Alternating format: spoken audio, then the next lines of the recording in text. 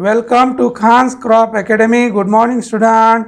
Hi, we are going to learn Standard 11 Agriculture, Science and Technology and Crop Science paper first. Agriculture science and टेक्नॉलॉजीमध्ये पूर्ण paper एकच आहे. तुम्ही विचारणार first second नाही का? नाही, एकच आहे. जसं फिजिक्स केमिस्ट्री बायो असतं तसंही ॲग्रिकल्चर सायन्स अँड टेक्नॉलॉजी आहे. याचं नाव अगोदर क्रॉप प्रोडक्शन होतं. 70 मार्काचा पेपर असतं, 30 मार्काचं प्रॅक्टिकल असतं. आणि क्रॉप सायन्स हे 200 मार्काचं असतं. Paper first second. Paper first 40 मार्काची थेरी, 60 मार्काचं practical. First paper 100. Second paper 60 मार्काचं प्रॅक्टिकल, 40 मार्काची थेरी.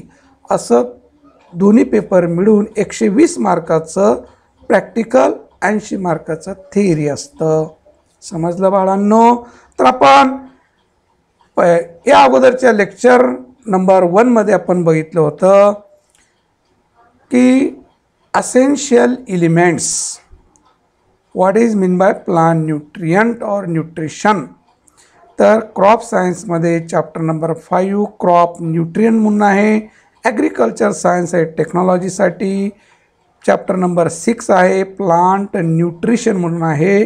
तर आपण आज बघत आहोत लेक्चर नंबर 2. या अगोदरच्या लेक्चर नंबर 1मध्ये आपण पूर्ण काय बघितलं आपण की किती अन्न घटक लागतात पिकाच्या वाढीसाठी ते बघितलं आपण. आज आपण क्लासिफिकेशन ऑफ असेन्शियल एलिमेंट्स बघणार आहोत. तसं आपण त्याचं वर्गीकरण केलं होतं आपण. मेजर, मायनर, मेजरची आणखीन 3, बेसिक, प्रायमरी, सेकंडरी आणि मायक्रोन्यूट्रिएंट असं आपण डिवायडेड केलं होतं. आता बघूया आपण त्याच्या according to source and according to requirement. आपण असेन्शियल प्लांट न्यूट्रिएंट जे आहेत, पिकाला लागणारे गरजेचे जे अन्न घटक आहेत त्याचं 2 पद्धतीनं आपण वर्गीकरण करतो. एक अकॉर्डिंग टू सोर्स, तो मिळतं कुठून. हे जे 16 अन्न घटक आहेत पिकाला लागणारे, हे अन्न घटक मिळतात कुठून, उपलब्ध होतात कुठून. आणि दुसरं क्लासिफिकेशन आपण करणार आहोत अकॉर्डिंग टू रिक्वायरमेंट. कोणते अन्न घटक किती प्रमाणामध्ये लागतात ते नेक्स्ट क्लासिफिकेशन आपण बघणार आहोत. तर सुरुवातीला आपण बघूया अकॉर्डिंग टू सोर्सवरून. Available from water hydrogen, available from air carbon and oxygen, available from soil nitrogen, phosphorus, potash, calcium, magnesium, sulphur, iron, manganese, zinc, copper, molybdenum, boron and iron. Iron double झाला, chlorine पाहिजे. तर काय पाहिजे? Chlorine पाहिजे. काय पाहिजे? Chlorine. Iron इथं आहे तर काय पाहिजे? Chlorine, Cl. तर अकॉर्डिंग टू सोर्सवरून आपण 3 घटकामध्ये विभागणी करतो. पाण्याद्वारे मिळणारा अन्न घटक हायड्रोजन आहे, हवेद्वारे मिळणारं कार्बन आणि ऑक्सिजन आहे, आणि जमिनीमधून मिळणारे 13 अन्न घटक आहेत. ते आहे nitrogen, phosphorus, calcium, manganese, sulphur, iron, manganese, zinc, copper, molybdenum, boron and chlorine. हे 13 अन्न घटक जमिनीमधून पिकाला मिळतात. आणि 3 अन्न घटक, एक पाण्याद्वारे आणि एक हवेद्वारे. हे सोर्सवरून आपण हे केलं. आता जे जमिनीद्वारे मिळणारे जे अन्न घटक आहेत ते कुठून मिळतात? जमिनीमधून येतात. कुठून येतात? कारण जमिनीमध्ये साठा तसंच राहणार नाही आहे. कंटिन्युअस आपण क्रॉप ग्रो केल्यामुळं त्याचं प्रमाण कमी होत जाणार ना बेटा, कमी होणार की नाही? आपण सतत पिकं घेतो, मग ते राहणार आहे का अन्न घटक? जमीन तयार करते का अन्न घटक? नाही. मग त्यामध्ये टाकावं लागणार आपल्याला मातीमध्ये अन्न घटक. तर ते जमिनीमधून मिळणारे जे 13 अन्न घटक आहेत ते 13 अन्न घटक हे आपण काय करतो? त्या मातीमध्ये टाकतो. तर ते आहे मॅन्युअर्स. पहिलं मॅन्युअर्स म्हणजे सेंद्रिय खत. पूर्ण आपलं डिटेल आहे पूर्ण. मॅन्युअर्स म्हणजे सेंद्रिय खत, जसं की शेणखत आहे, कंपोस्ट आहे. ग्रीन मॅन्युअर म्हणजे हिरवळीचं खत आहे. वर्मी कंपोस्ट म्हणजे गांडूळ खत आहे. हे जे आहेत खते, सेंद्रिय खते, यामार्फत ही अन्न घटक मिळतात. यामार्फत ही अन्न घटक मिळतात. जमिनीमधून येणार कुठं? जमिनीमध्ये टाकावं लागेल ना.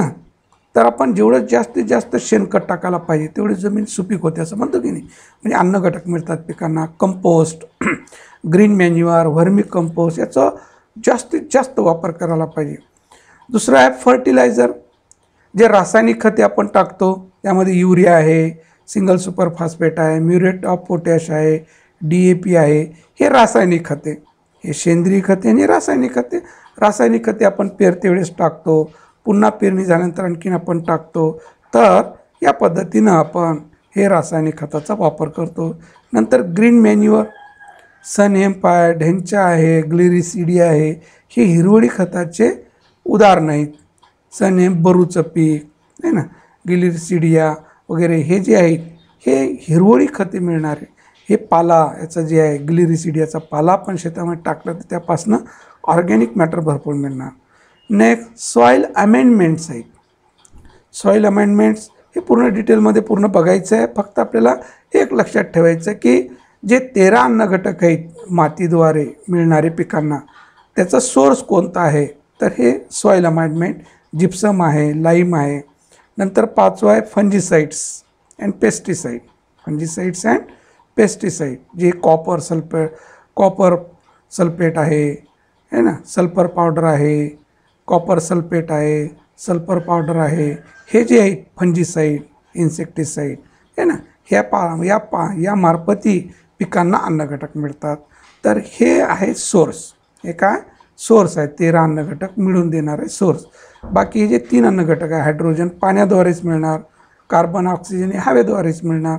हे तर बेसिक आहेत आहे ना. NPK प्रायमरी म्हटलं, कॅल्शियम आणि सल्फर हे सेकंडरी आहेत आणि बाकी हे मायक्रोन्यूट्रियंट आहेत. तर हे 13 अन्नघटक हे जमिनीद्वारे मिळणारे आहेत आणि हे 3 अन्नघटक पाण्याद्वारे आणि हवेद्वारे मिळणारे. एवढं लक्षात ठेवायचं. अवेलेबल फ्रॉम सॉईल आहे, तर यल राहिलं अवेलेबल फ्रॉम सॉईल. तर या पद्धतीनं आपण सोर्सवरून वर्गीकरण केलं. आता बघूया आपण source of elements. There are 5 source of essential element. Then first manures म्हणजे सेंद्रिय खत ज्याला म्हणतो आपण, ज्याला आपण ऑर्गॅनिक मॅटर असंही म्हणतो. They are natural organic material. हे काय निसर्गरित्य सेंद्रिय म्हणजे निसर्गानं तयार केलेलं, जसं शेणखत आहे, हिरवळी खत आहे, व्हर्मी कंपोस्ट आहे. हे सगळं निसर्गनिर्मित आहे ना. They supply organic matter in larger quantity. ह्या खतामार्फत आपल्याला ऑर्गॅनिक मॅटर भरपूर मिळतं. They supply less plant nutrient. या खताद्वारे अन्नघटकाचं प्रमाण कमी असतं. सगळेच अन्नघटक असतात 13चे 13, परंतु कमी असतं. हे याचं वैशिष्ट्य. जसं फळ खाल्लं आपण, फळामध्ये सगळेच अन्नघटक असतात आहे ना. ते जर आपण टॉनिक पिलं बी कॉम्प्लेक्स तर काय मिळणार त्याच्यामधून, बी कॉम्प्लेक्स व्हिटॅमिन बीच मिळणार. तसं आहे रासायनिक खते हे टॉनिकसारखं आहे आणि फळ खाणं म्हणजे मॅन्युअर आहे. तर फळ खाणं हे पौष्टिक म्हणजे तंदुरुस्त राहणं आहे ना, बॉडी बिल्डर होणं असं. तर जमीनची सुपीकता वाढ करण्यासाठी मॅन्युअर हे फार आवश्यक आहे. सेंद्रिय खत फार गरजेचं आहे. They supply less plant nutrient. They improve physical condition of soil. जमिनीची भौतिक रचना बदलते मॅन्युअरपासनं. They are favourable for growth and development. तर याचं कार्य काय की पिकाची वाढ करणे आणि त्याचं डेव्हलपमेंट करणे हे महत्त्वाचं कार्य आहे मॅन्युअरचं. Example farm yard manure. FYM म्हणजे फॉर्म यार्ड मॅन्युअर. जे घरामधलं शेणखत वगैरे आहे, गोट्यामधलं काडी कचरा, शेण मूत्र वगैरे ते. कंपोस्ट जे काही काडी कचरा कुंजवलेलं. ग्रीन मॅन्युअर हिरवळीचं खत. ऑइल केक जे काही पेंडी असतात है ना, जनावर खात नाही त्या पेंड, भुईमुगाची पेंड, सूर्यफुलाची पेंड वगैरे ते पेंड. तर हे आहे FYM organic farm yard manure. Well known example आहे फॉर्म यार्ड मॅन्युअर आहे ना. आणि हे कंपोस्ट आहे. हे काय कंपोस्ट. अशा पद्धतीनं हे. Next fertiliser. They are inorganic material. रासायनिक खत इनऑर्गॅनिक सबस्टन्स असतं. They are mostly industrial product. हे सहसा इंडस्ट्रीयल प्रॉडक्ट असतं है ना. निसर्गानं तयार केलं का नाही, कृत्रिमरित्या तयार केलेलं, इंडस्ट्रीमध्ये तयार झालेलं. They supply 1 or 2 or 3 nutrient in more quantity. याचं वैशिष्ट्य काय रासायनिक खताचं, यामध्ये 1 किंवा 2 किंवा 3 अन्नघटक असतात, पण लार्जर क्वांटिटीमध्ये असतात. यामध्ये सगळे 13चे 13 नसतात. मॅन्युअरमध्ये 13चे 13 असतात, पण कमी प्रमाणात असतात. फळ जर घेतलं सगळं आहे त्याच्यामध्ये, carbohydrate, protein, fats, mineral, vitamin. तसं मॅन्युअरचं असतं. याच्यामध्ये पर्टिक्युलर असतं 1 किंवा 2 किंवा 3 अन्न घटक. They are readily available form. आता हे रेडिली अवेलेबल फॉर्ममध्ये असतं, जसं टॉनिक आहे ना, आणि तेच फळं खाणं, डायजेशन होणं, त्याच्यामधून कार्बोहायड्रेट मिळणं असं असतं. तसं मॅन्युअरचं फळासारखं आहे ना, जमिनीमध्ये मॅन्युअर टाकण्याचा डिकम्पोज होणार आहे की नाही, मग ते डिझॉल्व्ह होणार, सोल्युशनमध्ये डिझॉल्व्ह होणार असं. म्हणजे रेडिली अवेलेबल फॉर्ममध्ये असतं, डायरेक्ट डिझॉल्व्ह होतं आणि त्या पिकांना डायरेक्ट घेता येते. जसं युरिया आहे, युरिया टाकल्याबरोबर काय पिकांना मिळतं आणि हिरवगार होतं 2-3 दिवसामध्ये. तसं शेणखत टाकलं आपण आणि 2-3 दिवसामध्ये पीक हिरवं झालं असं होईल का? नाही आहे. तर हे तेव्हाच्या तेव्हा इफेक्ट होतं, पण तात्पुरतं असतं. कोणतं? फर्टिलायझरचं. मॅन्युअरचं कसं असतं? उशिरा असतं पण लाँग टाईम असतं. जसं आयुर्वेदिक हे लाँग टाईम असतं आणि ॲलोपॅथिक हे शॉर्ट टाईम असतं. तसंच हे आपण लक्षात ठेवायचं. मॅन्युअर म्हटलं की आयुर्वेदिक आणि फर्टिलायझर म्हटलं की ॲलोपॅथिक. सिंगल सुपर फॉस्फेट आहे, म्युरेट ऑफ पोटॅश आहे, DAP आहे, 18-10 आहे. हे खते म्हणजे सगळे फर्टिलायझर आहे. Then green manure, they supply organic matter and fixation of atmospheric nitrogen in the soil by symbiotically. तर ग्रीन मॅन्युअर जे आहे, हिरवळी खते जे आपण म्हणतो, हे हिरवळी खते सहसा लेग्युमिनस क्रॉप असतात. याच्या मुळावर नत्र करणारे, स्थिरीकरण करणारे गाठी असतात. याचं ऑर्गॅनिक मॅटर हे चांगलं मिळतं. याला पाला भरपूर असतं आणि ते लवकर डिकम्पोज होतं, त्यामुळं ऑर्गॅनिक मॅटर मिळतं. They add 60 to 80 kg nitrogen per hectare. तर हे जे काही लेग्युमिनस क्रॉप आहे, तर 60 ते 70 किलो एवढं नत्र स्थिरीकरण होतं एका हेक्टरमध्ये. तर एक्झाम्पल आहे सनहेम, ज्याला आपण बरू म्हणतो, घेंच्या आहे, ग्लिरिसिडी आहे. हे ग्रीन मॅन्युअर यापासून अन्न घटक मिळतात. तर हे जे खते आहेत, या खतेपासनं जास्तीत जास्त अन्न घटक मिळतात आहे ना. या खतापासून जास्तीत जास्त अन्न घटक मिळतात. हे खते आहेत आहे ना, रासायनिक खते ज्याला म्हणतो आपण, म्युरेट ऑफ पोटॅश. हे ग्रीन मॅन्युअर, हे बरूचं पीक आहे. कोणत्या बरूचं? हे फ्लावरिंग स्टेजमध्ये याला काय करतात? नांगरणी करून टाकतात शेतामध्ये. तर पूर्ण हे डिकम्पोज होतं. भरपूर पाला असतं, फास्ट ग्रोईंग असतं, याला नांगरणी केलं जातं, म्हणजे गाडलं जातं पिकांना आणि पूर्ण हिरवगार हे मटेरियल पूर्ण गाडलं जातं. त्यामुळं ऑर्गॅनिक मॅटर मिळतं. या ट्रॅक्टरचं नांगरणी केली जाते, याला पूर्ण जमिनीमध्ये गाडलं जातं आहे ना, नांगरणीच्या सहाय्याने. तर चांगलं कंपोस्ट मिळतं, लवकर एका महिन्यामध्ये पूर्ण डिकम्पोज होऊन जातं. हे ग्रीन मॅन्युअर म्हणतात त्याला. Next, soil amendment. They are use to reclaim change acidity and alkalinity of soil. जमिनीचं सामू बदलणे यालाच म्हणतात soil amendment. Change the soil reaction, acidity and alkalinity of soil. तर जमिनीचं सामू बदलण्यासाठी आपण जे रसायने वापरतो, केमिकल वापरतो, त्याला सॉईल अमेंडमेंट असं म्हणतात. Limestone is use to correct soil acidity. Limestone टाकलं की ॲसिडिटी करेक्ट होतं. It supply calcium nutrient. तर या लाईमस्टोनपासून काय मिळतं? कॅल्शियम मिळतं. हे लाईम आपण जर शेतामध्ये टाकलं तर ॲसिडिटी जी आहे, ॲसिडिक सॉईल जी आहे, ते ॲसिडिकचं प्रमाण कमी होईल, न्यूट्रलकडे येईल.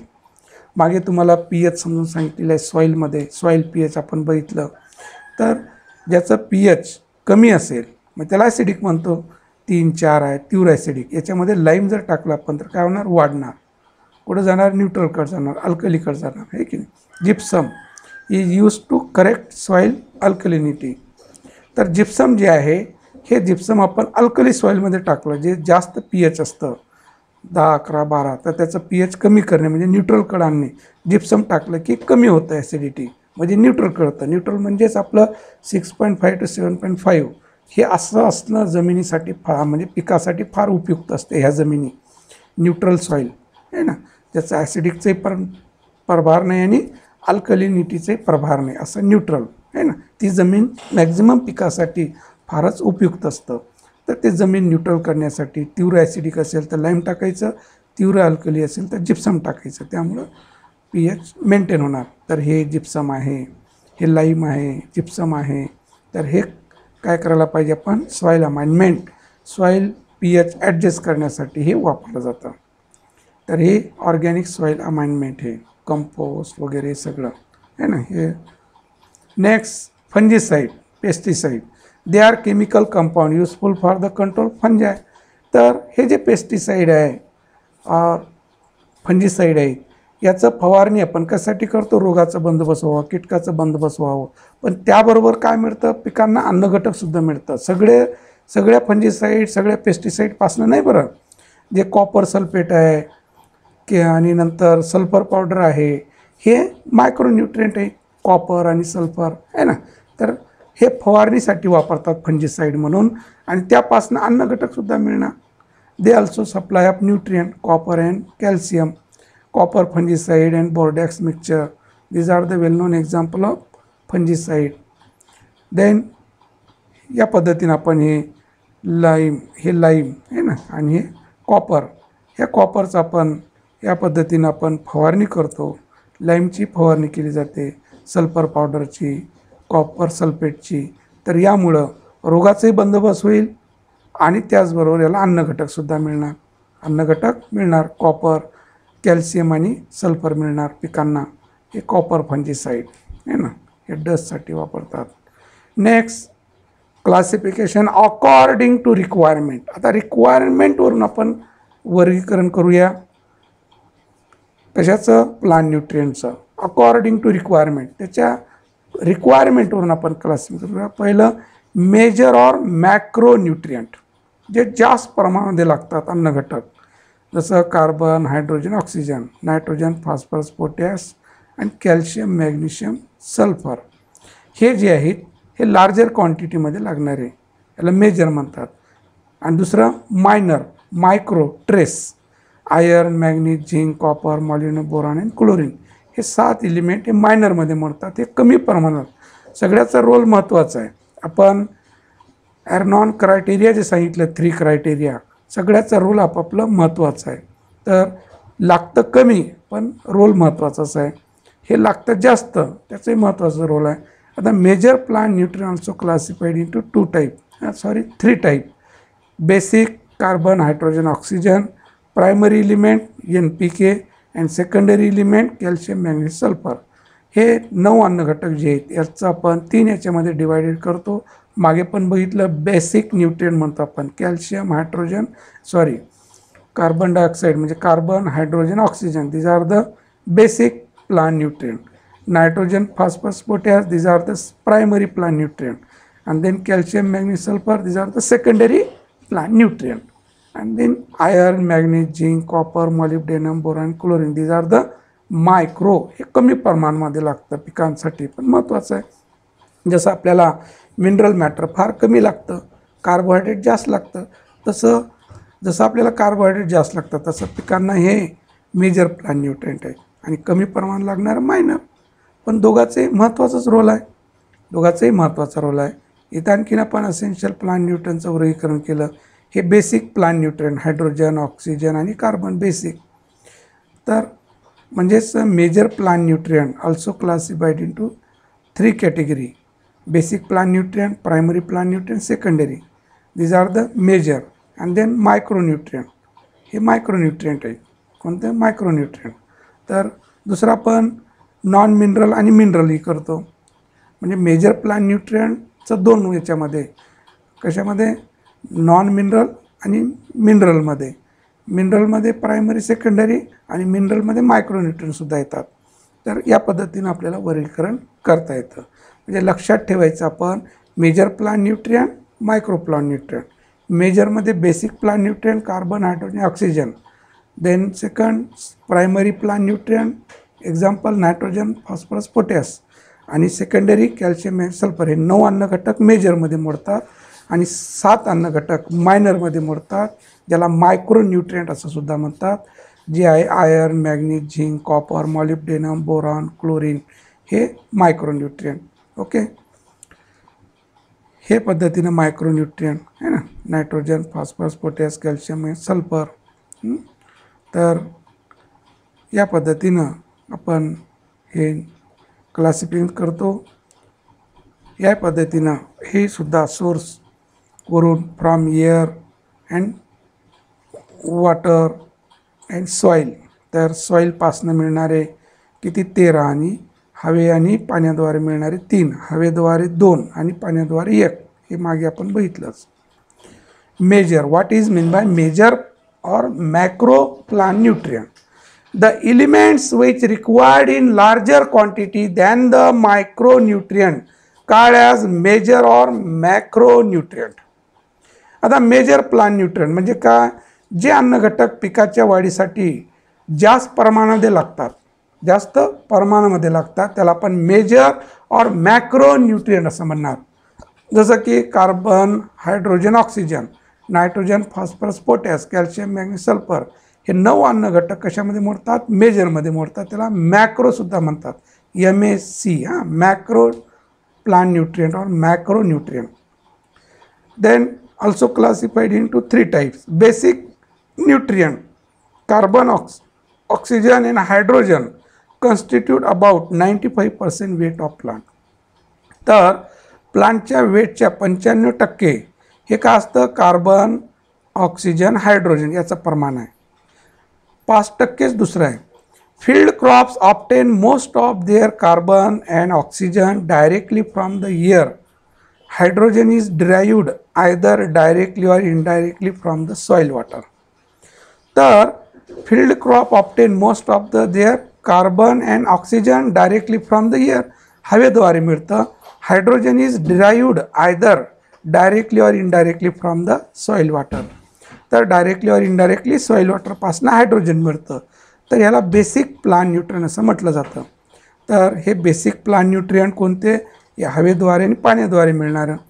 हे आहे कार्बन, हे ऑक्सिजन, हे हवेद्वारे आणि पाण्याद्वारे हायड्रोजन. तर हे 3 बेसिक आहेत.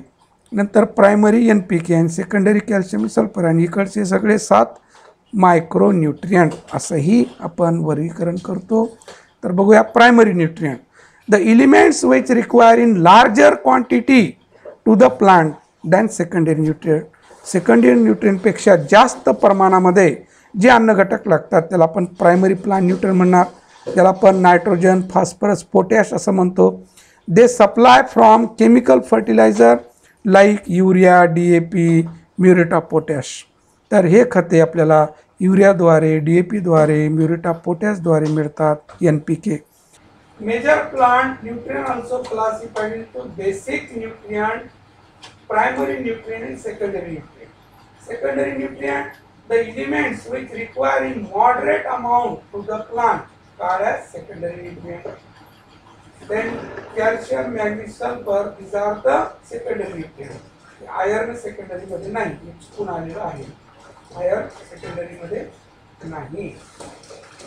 Deficiency of secondary nutrients can be corrected through application of calcium nitrate, magnesium sulfate, sulfur, etc.